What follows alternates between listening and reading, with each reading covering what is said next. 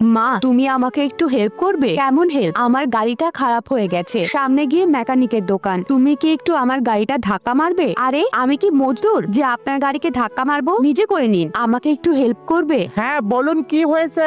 আমার গাড়িটা খারাপ হয়ে গেছে আর সামনেই মেকানিকের দোকান। তোমরা শুধু ওইখানে নিয়ে যাওয়া পর্যন্ত আমার গাড়িটা একটু ধাক্কা মারবে? তোমার মাথা খারাপ হয়ে গেছে? অযথা হেল্প করছো, চিনো না জানো না, চোরও তো হতে পারে, আর তুমি হেল্প করছো। আল্লাহর এই সুন্দর নেমটি দেখেছে, লাইক সাবস্ক্রাইব করবে। হে আল্লাহ, তাকে তুমি হজ করার তৌফিক দান করো।